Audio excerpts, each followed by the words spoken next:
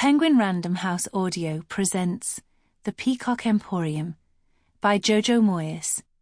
Read for you by Elizabeth Sastre, Christine Rendel, and Fabio Tassone. Part 1. 1. Buenos Aires, 2001. The day I delivered my first baby. It was the third time in a week that the air conditioning had gone out at the Hospital de Clínicas, and the heat was so heavy that the nurses had taken to holding battery-operated plastic fans over the intensive care patients in an effort to keep them cool. 300 had come in a box, a present from a grateful stroke survivor in the import-export business, one of the few users of the state hospital who still felt dollar-rich enough to give things away. The blue plastic fans, however, had turned out to be almost as reliable as his promises of further drugs and medical equipment. All over the hospital, as the air dripped with the noisy heat of a Buenos Aires summer, you could hear the sudden "hija de puta" of the nurses, even the normally devout ones, as they had to beat them back into life. I didn't notice the heat. I was trembling with my own cool fear, that of a newly qualified midwife who has just been told they will be delivering their first baby. Beatrice, the senior midwife who had overseen my training, announced this with a deceptively casual air and a hard slap on my shoulders as she went off to see whether she could steal any food from the geriatric ward to feed one of her new mothers.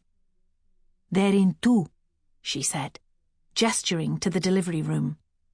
"Multigravida. 3 children already, but this one doesn't want to come out. Can't say I blame it, can you?" She laughed humorlessly and shoved me toward the door. "I'll be back in a few minutes." Then, as she saw me hovering by the door, hearing the muffled wails of pain inside, said, "Go on, Turco. There's only one end it can come out, you know." I walked into the delivery room, with the sound of the other midwives' laughter still in my ears. I had planned to introduce myself with some authority, to reassure myself as well as my patient, but the woman was kneeling on the floor pushing at her husband's face with a white-knuckled hand and mooing like a cow, so I thought a handshake inappropriate. "She needs some drugs, please, doctor," said the father as best he could through the palm against his chin.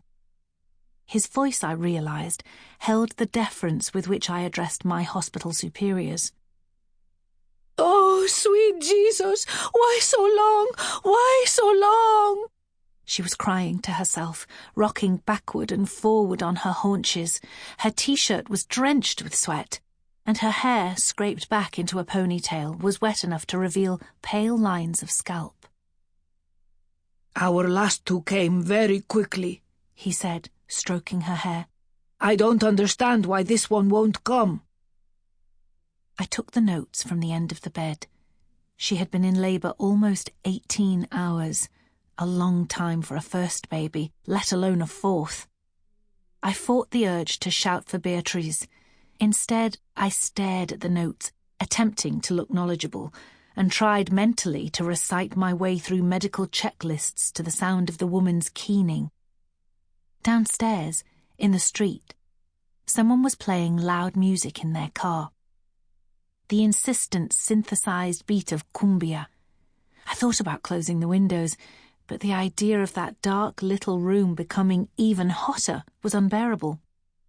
"Can you help me get her on the bed?" I asked her husband when I could stare at the notes no longer. When we had hoisted her up, I took her blood pressure and, as she grabbed at my hair, timed her contractions and felt her stomach. Her skin was feverish and slippery. The baby's head was fully engaged. I asked her husband about her previous history and found no clues. I looked at the door and wished for Beatrice. "Nothing to worry about," I said, wiping my face, and hoped that there wasn't. It was then that I saw the other couple, standing almost motionless in the corner of the room by the window. They did not look like the normal visitors to a state hospital. They would have been more suited, in their bright, expensive clothes, to the Swiss hospital on the other side of the plaza. The woman's hair, which was expensively coloured, was pulled back into an elegant chignon, but her makeup had not survived the sweltering 104-degree heat and had settled in lines and pools around her eyes and was now sliding down her shining face. She held her husband's arm and stared intently at the scene in front of them. "Does she need drugs?" she said, turning to me. "Eric could get her drugs." She looked too young to be the woman's mother, I thought absently. "We're too far along for drugs," I said, trying to sound confident. They were all looking at me expectantly. There was no sign of Beatrice. "I'll just give her a quick examination," I said. No one looked like they were going to stop me, so I was left with no option but to do one. I placed the pregnant woman's heels against her buttocks and let her knees drop. Then I waited until her next contraction and, as gently as I could, felt around the rim of the cervix. This could be painful in advanced labour, but she was so tired by then that she barely moaned. I stood there for a minute, trying to make sense of it. She was fully dilated, yet I couldn't feel the baby's head. Suddenly, I felt a little leap of excitement. I gave them all a reassuring smile and moved to the instrument cupboard, hoping that what I was seeking had not yet been looted by another department. But there it was, like a small steel crochet hook, my magic wand. I held it in my palm, feeling a kind of euphoria at what was about to happen, about what I was about to make happen. The air was rent by another wail from the woman on the bed. I was a little afraid to do this unsupervised, but I knew it was not fair to wait any longer, and now that the fetal heartbeat monitor no longer worked, I had no way of knowing if the baby was in distress. "Keep her still, please," I said to the husband, and timing carefully between contractions, reached in with the hook and nicked a tiny hole in the extra set of waters that I'd realised were blocking the baby's progress. Even above the woman's moans and the traffic outside, I heard the beautiful tiny popping sound as the soft membrane conceded to me. Suddenly, there was a gush of fluid, and the woman was sitting up and saying with some surprise and not a little urgency, "I need to push!" After that, I don't remember much clearly. I remember seeing the soft, shocking thatch of dark hair, then grabbing the woman's hand and placing it there so that she could be encouraged by it too. I remember instructing her to push, and that when the baby began to emerge, I was shouting as loudly as I had when I went to football matches with my father, with relief and shock and joy. And I remember the sight of that beautiful girl as she slithered into my hands, the marbled blue of her skin turning a rapid pink, like a chameleon's, before she let out a welcome lusty cry of outrage at her delayed entry into the world.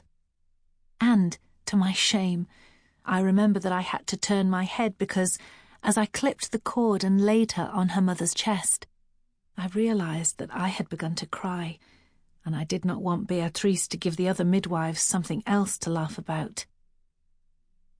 Beatrice appeared at my shoulder, mopping at her brow, and gestured behind her.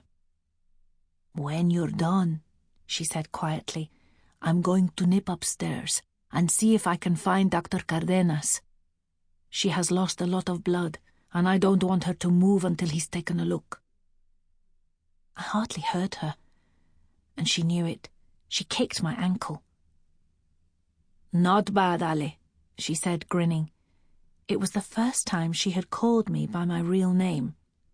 "Next time, you might even remember to weigh the baby." I was about to respond in kind, but I became aware that the atmosphere in the room had changed. Beatrice did too, and halted in her tracks. Where normally there was the enraptured cooing of the new mother, the soft murmur of admiring relatives, there was only a quiet pleading. "Diego, no, no, Diego, please." The smartly dressed couple had moved beside the bed, The blonde woman, I noticed, was... Sample complete. Ready to continue?